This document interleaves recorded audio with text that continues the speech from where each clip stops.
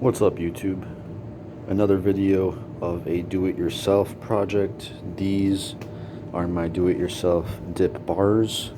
They are made from 3/4 of an inch by 36-inch piping that you could find at your local hardware store. I went to Menards. All of this together cost $25. So if you're looking for a convenient priced dip station, and if you don't mind putting in probably 10 to 15 minutes of work, the only tools that you'll need, 2 wrenches here, one to hold the pipe and then the other for twisting at the same time, because you want these really snug to make sure there's not really much of a wobble. But this is how they came out. You're gonna need the 36-inch piping for 4 of them. Okay, will be your long guys here, or I'm sorry, you're gonna need 6 of them. Okay, so here you can see in the top here, these are 24 inches on the top. So let me rephrase that. You're gonna need 2 24-inch 3/4 of an inch pipe on the tops, 36-inch 4 of them for the side poles, 3/4 of an inch by 5-inch on the bottom for the legs. Okay, and then you're gonna need some elbows, or these are gonna be your elbows up here. You're gonna need 4 of those guys, 3/4 of an inch, 1, 2, 3, 4, and then you're gonna need a connector piece, also 4 of them, to connect the legs, and then the long piping on the top. You're gonna need 8 tennis balls, as you could see here, for taking out the wobble of the dip. So as you're doing the dips, you're gonna go ahead, bring them nice and close to each other like this. This is exactly the dimensions you want. Okay.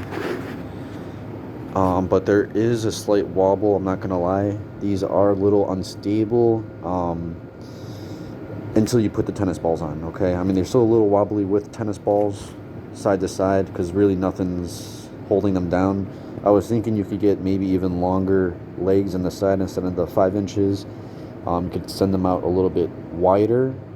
It'll cause a little bit more room, but you know, if you could fold them on the inside here like this, more so, if they cross, and just be sure you stand in the middle here, because they will be, you could see, uneven on the top slightly, just so the legs could cross on the bottom. It's my only recommendation that I would change, though. As far as this foam on the top, it's 3/4 of an inch. I think this is pipe insulator. I think I got some on my ceiling here. It's for the air conditioning, so it keeps the, I guess, like the poles the right temperature, and to avoid leaking of the condensation. But you just need one of those. I think they were like 50 cents. And you just cut it and then put it in here. And yeah, I mean, if you got the time, I think it was like about $25 to make these. To avoid the wobble, what I did for me is I put a 25-pound plate on this side here, and then on this side here, and I'm still able to step in, right? So I'm like still standing right in the middle. And when you're pushing to do your dips, I mean, it kind of has a slight wobble, but with the plates, it kind of makes it more sturdy. In my opinion, these were the bars to go with.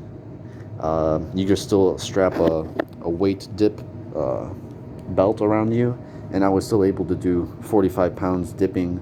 I weigh 160 pounds. Add an extra 45 pounds onto me, and I was still able to do dips without them falling to the sides, because I had the 25-pound plate on the side there. So highly recommended to build these.